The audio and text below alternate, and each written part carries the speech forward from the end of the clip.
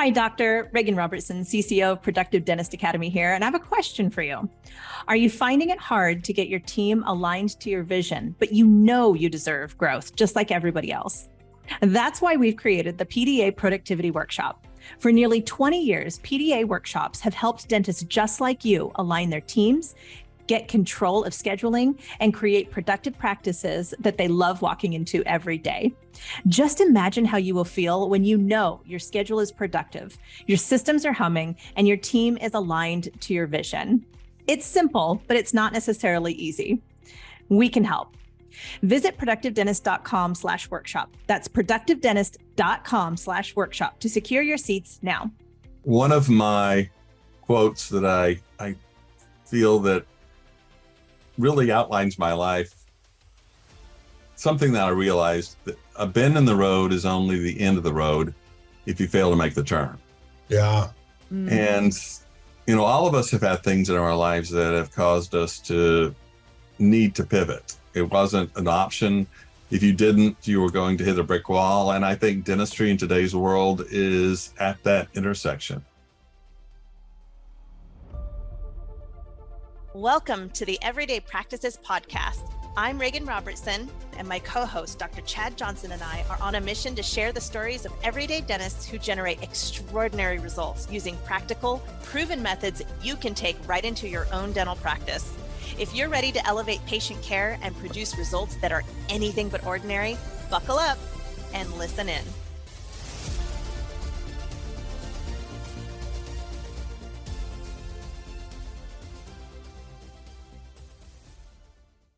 As leaders and dentists, it is literally our job to live in the uncomfortable, to anticipate what changes are coming down the pike for us.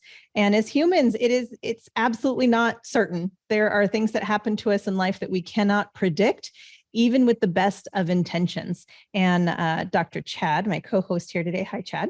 Hello. He turned me on to a book called The Obstacle is the Way, which we reviewed a few podcasts ago by Ryan Holiday.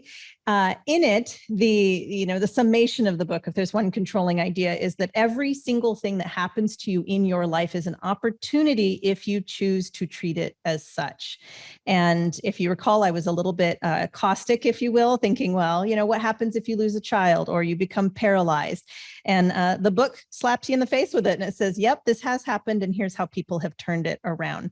I heard Dr. Roy Shelburne, who's our guest today, years ago on Everyday Practices, and was extremely moved by how Dr. Shelburne has taken his life experiences and pivoted it massively to the benefit of everyone else. So I'm a fangirl. Dr. Shelburne, you're an honor graduate from Virginia Commonwealth University's Dental School. In March, just for our listeners, real quickly, you were convicted of healthcare fraud, racketeering, and money laundering. It sounds like a Hollywood movie. You spent 19 months in federal prison and 2 months in a halfway house.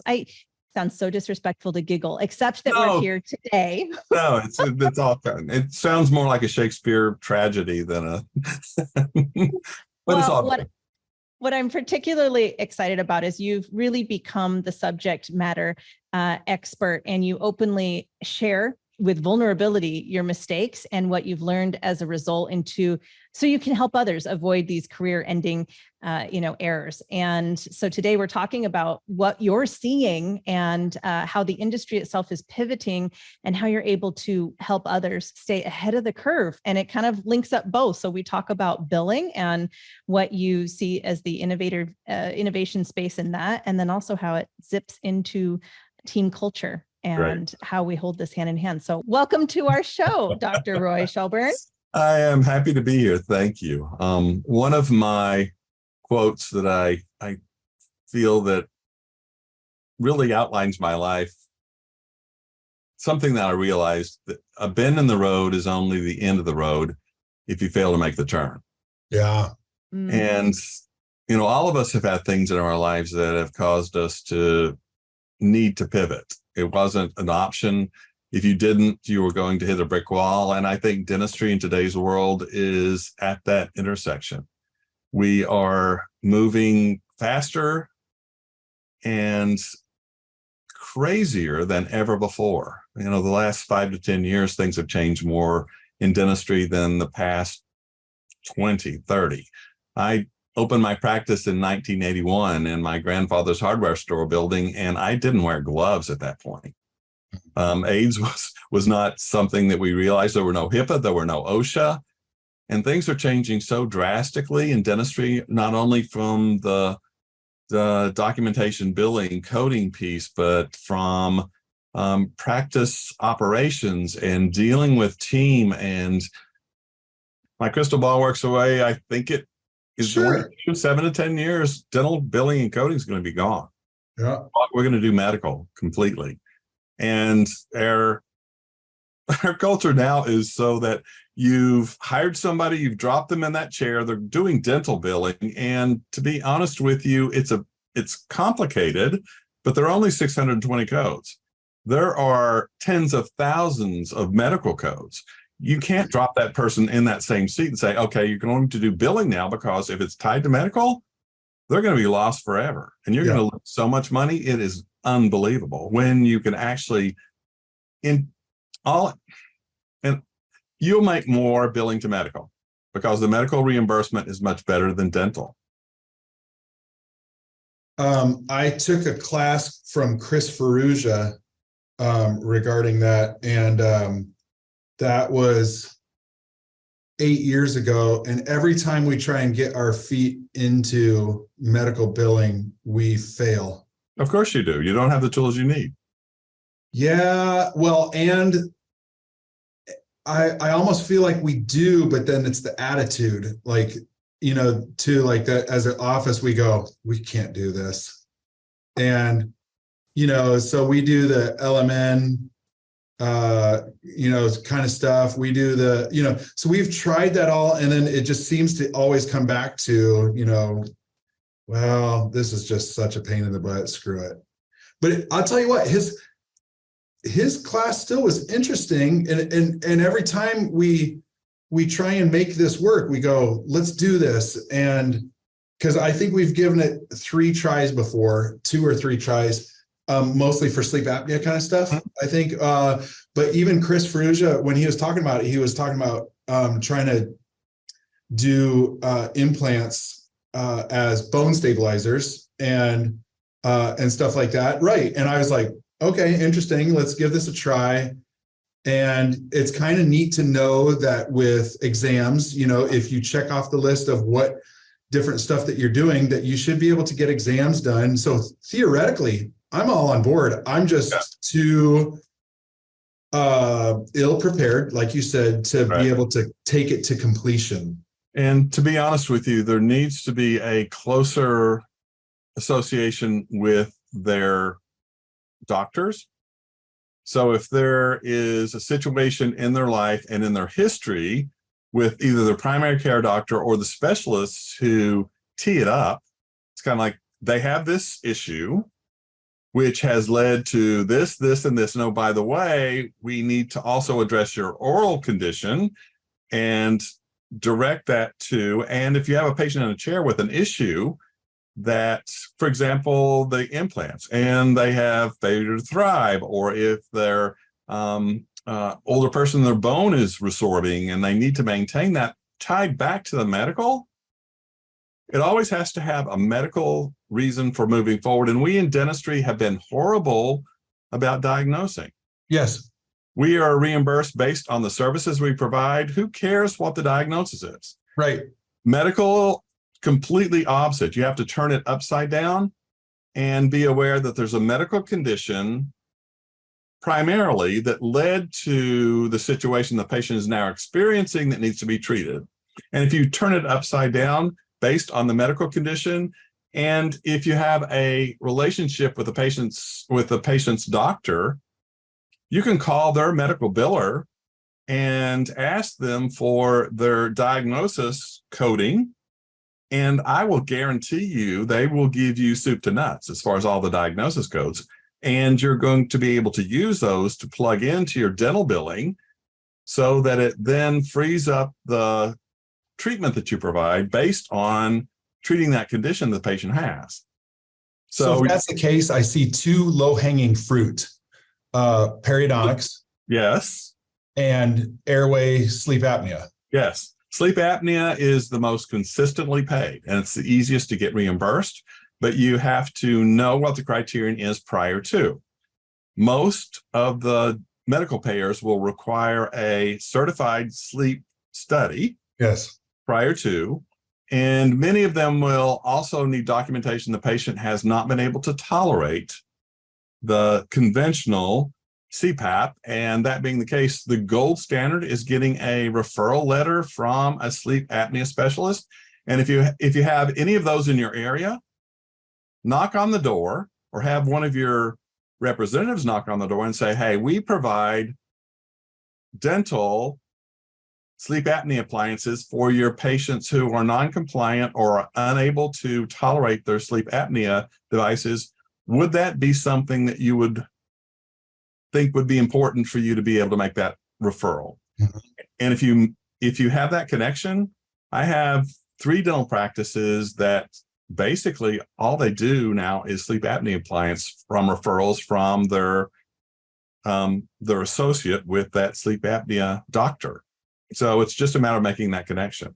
Dr. Roy, you'll find this interesting. I self-treated my my sleep apnea. I am so surprised. I know.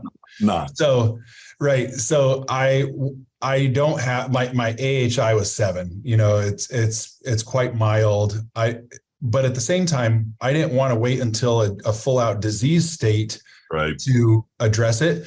And so I made myself an oral appliance, and I was amazed. Like at first I didn't feel like it was making too big a deal, but then Sarah was like, you're not snoring all night.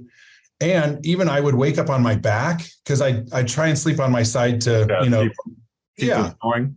Not because it was the most comfortable position per se, though you get used to it. Some people, I did. But that's not traditionally how I slept. I did that so that way I'd have a more patent airway as I was getting older. I think from age 30 is when I really, really, started to notice it. Right. And so then I started realizing that I was sleeping all the way through the night. And I also, I've started mouth taping. And so that way I do nasal breathing. Yeah. Sarah also appreciates that, I'm sure. Yeah. You tape your mouth while you sleep? Tape your mouth. So I could not. It doesn't make you feel claustrophobic or anything. You're fine with it? I'm crazy. So like I can get away with it. I'm sure some people might have difficulty with that. And furthermore, if you have sinus and cold issues or allergy issues, you're going to have a tough time. So you would take time off, I imagine, unless you could, get some kind. I've even seen products for patency of your nasal passage way, that you could open it up. And so like there are workarounds, but if you didn't, then fine, so be it. But when I did that, I found that I've been waking up like earlier and earlier because I'm actually getting a whole night's sleep within a few hours. So I'll wake up after 5 hours of restful sleep and I'll be like, shoot, I'm ready for the day. Because normally what would take 7-8 hours, and for other people, they can't get it after 12 hours. I mean, but I thought it was interesting that I'm a big fan of this, mostly because I've seen the improvements for myself, like firsthand. Right. So have you had any, like personally, I'm just kind of curious, have you ever had any airway issues I snore like a freight train. Okay. But I also sleep fairly well. I had a sleep study. I do snore, but not to the point where it is affecting my breathing, my patency. Yes. So you have snoring, but no apnea. Correct. Yeah. And that would not be reimbursable from the dental or medical coverage. Yeah. Of course, there are dental codes now for sleep apnea appliances and their modification and maintenance, but they'll never get paid from dental. Because it's considered medical first. There are a lot of things that will get paid very consistently by medical. Sleep apnea is one of them. Secondarily, any trauma will be covered with the medical as well. A lot of surgery, oral surgery, as far as the wisdom teeth removal. And in fact, you'll probably find in a lot of cases, if you're doing some surgical extractions or wisdom teeth extractions, that when you submit the claim to medical, they say, before we consider paying this through our dental, you're going to have to submit it to your medical first. And that's doing two things. Insurance companies do what they do for what reason? To not pay out. It's about the money. They're It's about the money. shareholders. Yeah. Correct. So, we were talking about the perfect storm, and we're in a perfect storm as far as moving from dental billing to medical billing. Insurance companies, if they provide coverage for medical and dental, there are two separate divisions. So they are having to support two separate entities, and it's twice as expensive for them to do that. And there are now expanded codes in the ICD set that have expanded so that most of the procedures that we provide in dentistry can now be coded using the ICD codes, which makes it possible to bill all our medical procedures dental procedures to medical. And the American Dental Association understands that there are gaps in the current coding system. So they have actually commissioned a whole different group of coding specialists to try to put together a coding system that, to be honest with you, resembles the medical. So why would you reinvent the wheel if there's something that exists that can already describe that? And I'm going to be very blunt and honest here. The reason why the American Dental Association is trying so hard to modify the existing system so that it is expanded and will resemble the medical is that the largest revenue producer for the American Dental Association, aside from dues, is the use of the codes. The American Dental Association owns those codes. Yeah, the American Dental Association uses those codes or owns those codes. You're right. So when Dentrix or Patterson load those codes into their softwares, they have to pay a royalty to the American Dental Association to use those. I did not know that. Me as a speaker, I have to be licensed to use their codes, and a percentage of what I make speaking goes to the American Dental Association. So there is a huge revenue associated with the codes, the dental codes. So they are very concerned about jettisoning those because that is a huge revenue producer. And like I said, I'm being very, very transparent here. Sure. I'm an ADA member, love what they do. They're very supportive. They were supportive of me, but they are very possessive of those codes and will give them up kicking and screaming. It would be in their best interest to do that. To maintain a separate coding set that they own. Yes.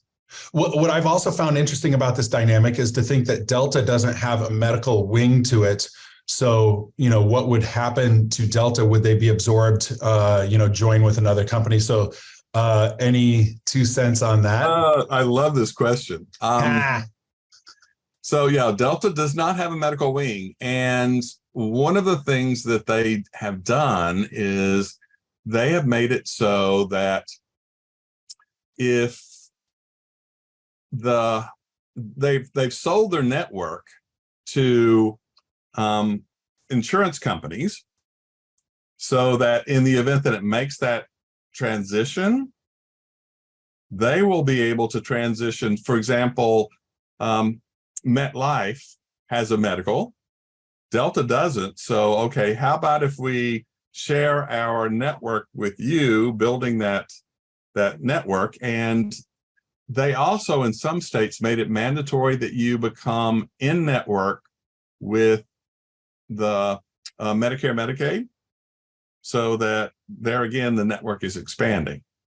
So yeah, Delta would be out, but can they make a pivot and become medical billers? And probably so. And will they do that? Although they probably made enough money, they can retire it. It won't make any difference. It's an opportunity. Honestly, a lot of people think it's something horrible. It is what it is. It's horrible if you don't embrace it. It's wonderful if you jump in and navigate it. And at the end of the day, when you go home, something has changed, something different, and you've dealt with it. That's something that you can celebrate. That's and right. we need to do more of that. We need to do more innovation. We need to realize that things are not going to remain the same. We need to understand that moving forward is something that if you want to be successful, you not only have to do, but you should want to do. Mm-hmm. That part right there, when we look at your prediction of, just like the consolidation in dentistry, the potential move from going away from dental billing and merging it into medical billing, to me, as a non-dentist, the perspective that I share with excitement is, wouldn't that mean the proclivity, is that the right word? The proclivity towards thinking of the body holistically come more into play, so we can actually look at the oral systemic connection? Now, just like dentists think about, we focus on this part, and we kind of can lose sense that there's other parts of the body that are connected. And this draws us into, oh, by the way, the physician has diagnosed this, which has an effect on their oral system. And, oh, by the way, that's not just a dental, that is a systemic issue. And when we look at that, diagnosis number one, treatment, what do we provide? And then once we provide that, how do we go ahead and get that reimbursed in a way that is cognizant of how the patient presents and provides coverage for that dentist and the patient that is reasonable? I think it's moving in that direction. We're talking about how things are changing and how people perceive dentistry. Wouldn't you like to be perceived as a doctor, part of the team, as a specialist, rather than being, oh, you're just a dentist? No, I'm a dental specialist. You have your primary care doctor here. I can't. And to be honest with you, I had ER doctors as patients, and they thanked me. Thank you for providing care to our patients, because they have no idea what's going on here. And can we be part of that circle of care for our patients as a doctor, not just a dentist? And before our patients will realize that and embrace it, we have to realize that and embrace it ourselves as dentists. Right. We can't be second-class citizens. We are a physician. We are part of the system. And when we set ourselves aside, either by our thoughts or the whole billing system, we are making ourselves separate from. So why would you do that? Why would we not want to move forward and be part of that global community that takes care of our patients? Do you think it's a lack of desire, though, to move forward, or is it a lack of unsure how to navigate those waters successfully? Yes. Yes to both? Yes to both. Yeah. It's kind of like we're adopted children in the medical profession. It's like we're I guess a necessary aggravation, because they don't know or understand. And they go, you go do this, rather than having that open conversation and making a referral and doing it in a professional way. And to be honest with you, one of my pet peeves is documentation. I didn't document very well. Had I done better documentation, would I have been better protected? Absolutely.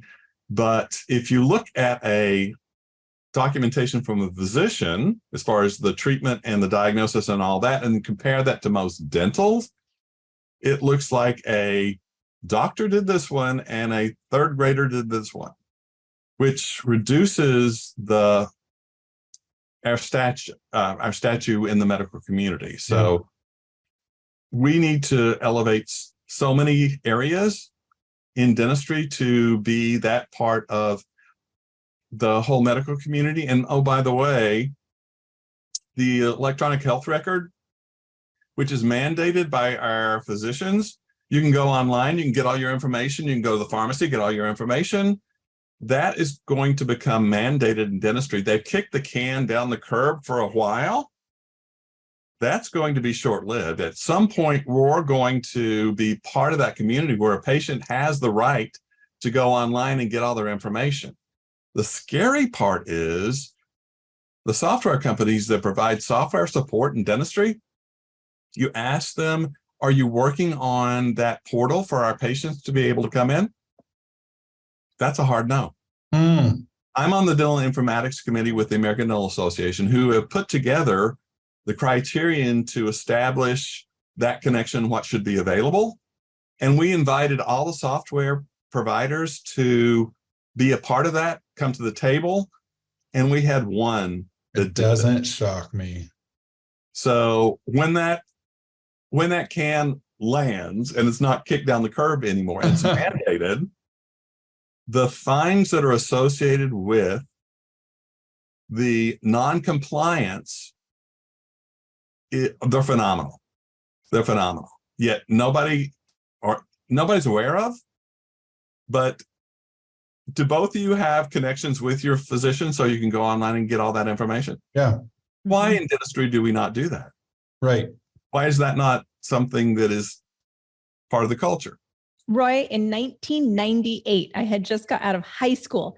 I was discussing with one of my friends at the time and said, you know what we should do with this internet thing? We should make portals so that you can just access all of your medical information at once and all of your providers can see it at once. I thought, Roy, this would be the simplest task in 1998. Yes. And it's shocking to me that we basically have to force people's hands through fines to make this a reality. In 2023, why would you not have access to all that information? Right. It'll elevate the patient's knowledge, and we're always trying to make them aware. So there again, baseline in dentistry, people hate to be sold. They love to buy.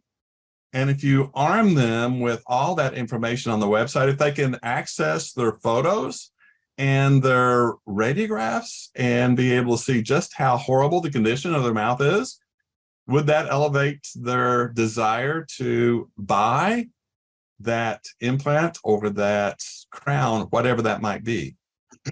Information is so key.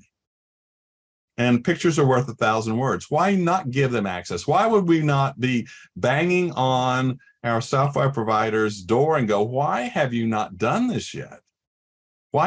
This is something that we need to be able to provide our patients, because it's a practice builder, number one. And as far as having the patients understand their need and wanting the services that we provide, why would we?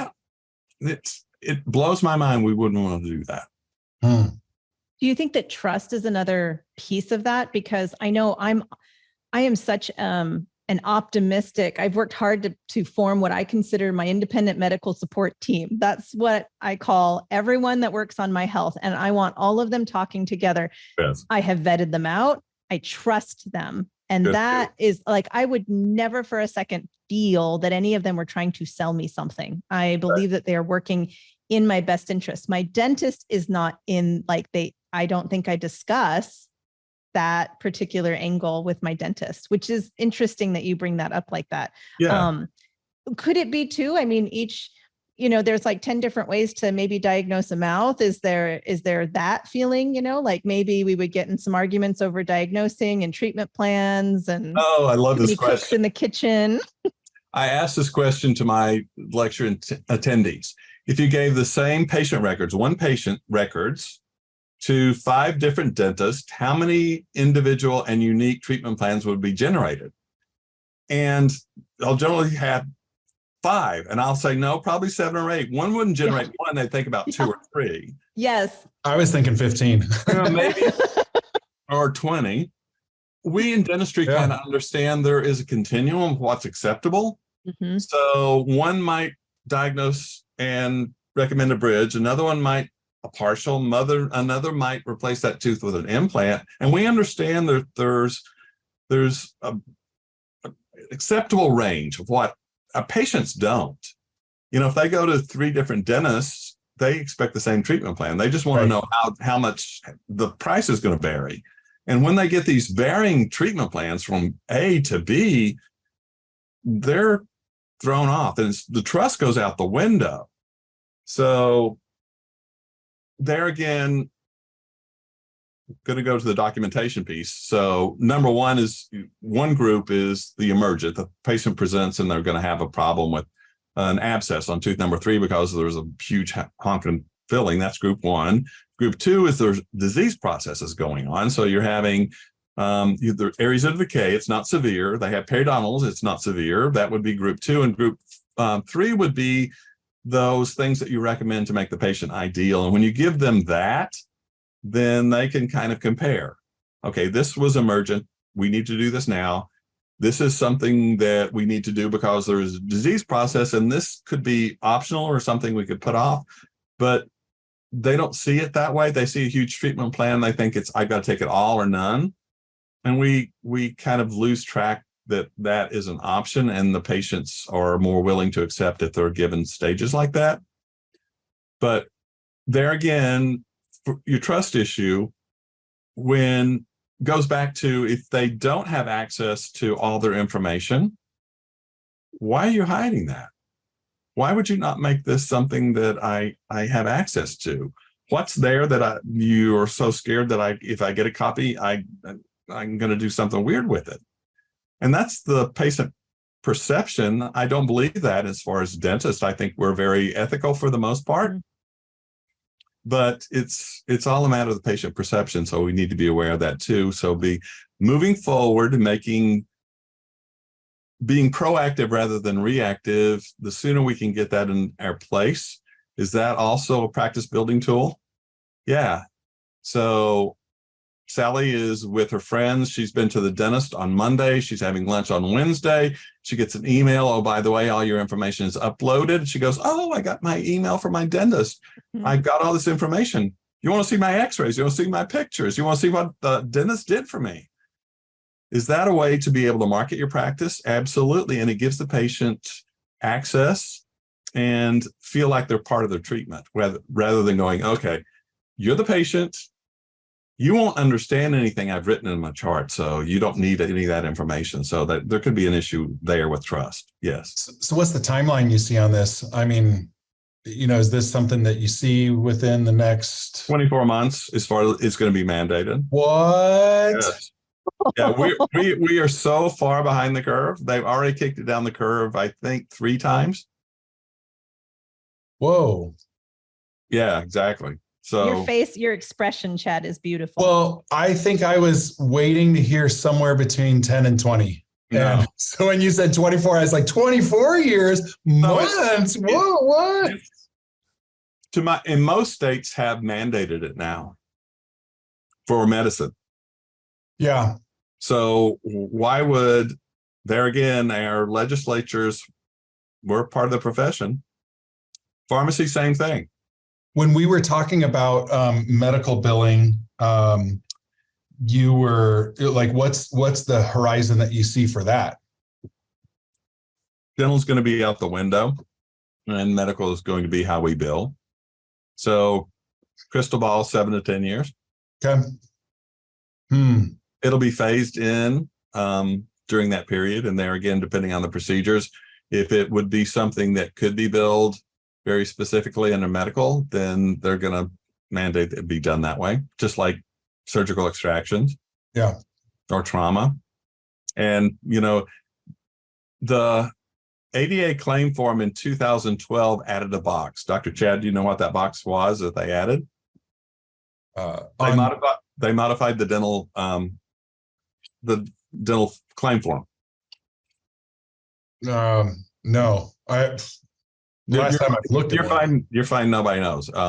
They added diagnosis codes, and there are now 8 states that, if you take Medicaid, require diagnosis codes associated with billing to dental. Mm-hmm. Would they have added that box had there not been an intention to use it? Right. So yes, they the ground's been tilled, the seeds have been sown, and as far as movement in that direction, is it going to happen? Yes, it will. It will. So now you have a program. Tell me about, that and when we can learn more about that, rather than just on the podcast, us talking about it. But now, there's one thing to say you need to do this and not give them an opportunity to be able to learn how to do that. All right. Thanks for coming, everybody. All right. You got to do this. Good luck. I'll see you. Bye. Yeah, it's okay. Sucks to be you. I have an association with Dental Galegi, Delane Galegi, who is actually certified to do medical billing, but she specializes in dental. She and I do a boot camp to help them with their documentation, their diagnosis, and we do those periodically. If they're interested, if they want to reach out to me, they can do that. It's 16 hours of CE, and it moves them from point A to point B, so they're more familiar, comfortable with being able to start the process. And we provide support for a year. So if you are dipping your toe into the medical billing world, if they have an issue or a denied claim, if they go ahead and send us the claim form, we can help them walk through and see if there's something that they missed or did inappropriately that threw the claim out, so it wasn't paid. Is there a website or some kind of reach out to my website and just send an email and tell we're putting together the schedule for the remaining of this year and next year. Okay. And if they identify the fact that they are part of this podcast, we will have a raffle and we'll give one away. It's an $895 value.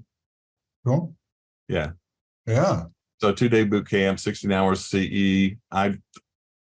We've gotten great reviews and something we enjoy. Cool. Yeah.